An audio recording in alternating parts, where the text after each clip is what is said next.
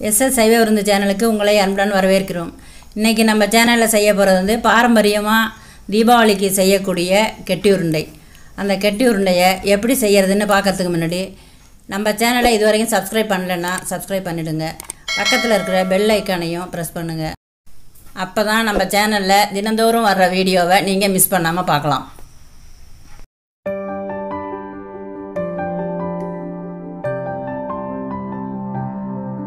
கெட்டி உருண்டை செய்வதற்கு தேவையான பொருட்கள்: 1 கப்பு பயிறு, வறுத்த பயிறு, பச்சை பயிறு, வறுத்த பயிறு. 1/2 கப்பு புழுங்கல் அரிசியை நல்லா செவக்க வறுத்து வச்சிருக்கு. ஏலக்காய் தூள். பச்சை பயிரை வந்து தோல் நீக்கி எடுக்கணும். ஆனால் நான் தோல் நீக்காம தோலோட தான் போட்டு செய்ய போறேன். இது ரெண்டையும் மிக்சியில போட்டு மாவா பொடி பண்ணிக்கணும். வெல்லம் போட்டு வடிகட்டிட்டு வடிகட்டின பாவுல கொஞ்சம் தேங்காய் பூ போட்டு கொதிக்க வச்சிருக்கேன். பயத்தந்தோல்ல சத்து இருக்கிறதுனால தோலோட போட்டிருக்கிறேன். கெட்டி உருண்டைக்கு பாவு நிறுத்திருக்கோம். பாவு வந்து காஞ்சிருச்சு. நீங்க காஞ்சிருச்சு எப்படி பதம் பார்க்கணும்னு சொன்னாக்கா கொஞ்சம் நேரம் வட்டாவில் தண்ணி வச்சுக்கிட்டு இந்த பாவுல கொஞ்சோண்டு போட்டீங்கன்னு சொன்னா அது வந்து கரையாம இருக்கும். இந்த பாவு போடும்போது இந்த பாவு வந்து இந்த தண்ணியில கரையாது, தனியா அந்த பாவு நிக்கும். அதுதான் அதுக்குள்ள பதம். கெட்டி உருண்டைக்கு பயிறு லேசா கொஞ்சம் கொரகொரன்னு இருக்கணும். ரொம்ப நைஸா இருக்க கூடாது, கொஞ்சம் கொரகொரப்பா அரைச்சி வச்சிருக்கேன். இது வந்து புழுங்கல் அரிசி, அதுவும் அது மாதிரி கொஞ்சம் கொரகொரனா இருக்கணும்.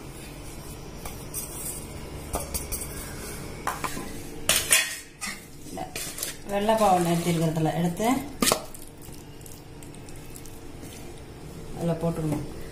இது வந்து சூடாக இருக்கிறதுனால கையடியே போட்டு கலரக்கூடாது, கை கொப்புளிச்சு போயிடும். கொஞ்சம் கை வைக்கிற பார்த்து வந்தோம்னா உருண்டையாக பிடிச்சிக்கலாம். இது வந்து பாரம்பரியமாக நம்ம செய்கிற உருண்டை. இது ஜீனி உருண்டையெல்லாம் இப்போதான் வந்திருக்கு. அதுக்கு முன்னாடியெல்லாம் கெட்டி உருண்டை தான் பயிரும் அரிசியும் போட்டு வெல்லம் போட்டு வெள்ளைப்பாவு நேர்த்தி தான் செய்வாங்க.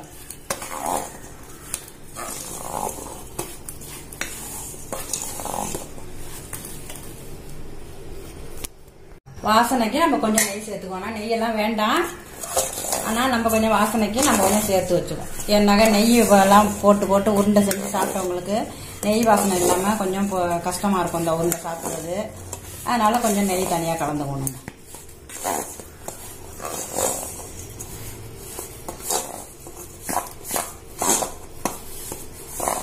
டேஸ்டியா இருக்கும். உடைச்சுதான் சாப்பிடணும். ஆனால் நல்லா டேஸ்டியா நல்லா இருக்கும், பயிரும் அரிசியும் கலந்துருக்கிறதுனால.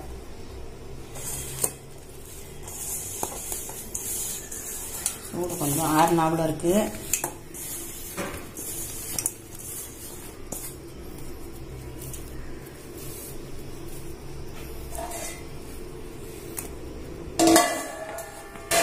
பிடிச்சி வச்சிட்டோம்னா கொஞ்சம் இது வந்து ரொம்ப பார்க்கறதுக்கு ரவுண்டா வராது. இது கொஞ்சம் பாவு வெல்லம் இது எல்லாம் கீத்தா இருக்கிறதுனால கரடு முரடா தான் இருக்கும். சத்த நாள் போனா இறுவி போயிடும். நல்லா இருக்கும், உருண்டை நல்லா டேஸ்டியா இருக்கும் சாப்பிட்றதுக்கு.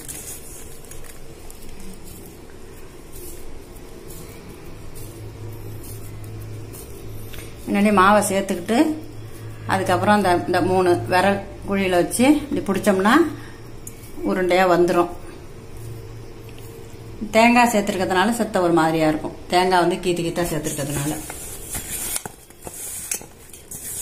வந்து லேசான சூட்டில் வச்சுட்டு பிடிக்கணும். அந்த சூடு ஆறி போச்சுனாலும் பொல பொலன்னு இருக்கும். கை ஒருக்கிற பதத்துக்கு வச்சுட்டு கொஞ்சம் கொஞ்சமா மாவை போட்டுக்கிட்டு பாவை ஊற்றி பிடிச்சிக்கணும். சத்து மிகுந்த உருண்டை அது.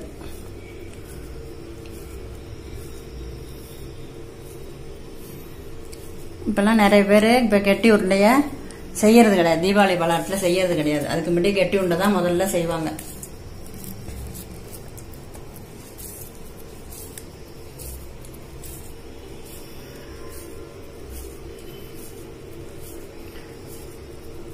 ஒரு காஃபியோ ஒரு டீயோ சாப்பிடும்போது இதில் ஒரு உருண்டை எடுத்து சாப்பிட்டுட்டு தண்ணி குடிச்சிட்டு காஃபி குடிச்சிட்டாங்கன்னு சொன்னால் நான் சாயந்தரம் டிஃபன் சாப்பிட்டா அவ்வளோ ஆகிடும். சத்து மிகுந்த கெட்டி உருண்டை ரெடி ஆயிடுச்சு. இந்த கெட்டி உருண்டையை நீங்களும் வீட்டில் செஞ்சு சாப்பிட்டு பார்த்துட்டு எப்படி இருக்குன்னு கமெண்ட்டில் சொல்லுங்கள். இந்த வீடியோ உங்களுக்கு பிடிச்சிருந்ததுன்னா லைக் பண்ணுங்கள், ஃப்ரெண்ட்ஸுங்களுக்கு ஷேர் பண்ணுங்கள். நம்ம சேனலை சப்ஸ்கிரைப் பண்ண மறக்காதீங்க. பக்கத்தில் இருக்கிற பெல் ஐக்கானையும் ப்ரெஸ் பண்ணுங்கள். அப்போ தான் நம்ம சேனலில் தினந்தோறும் போடுற வீடியோவை நீங்கள் மிஸ் பண்ணாமல் பார்க்கலாம். நன்றி, வணக்கம்.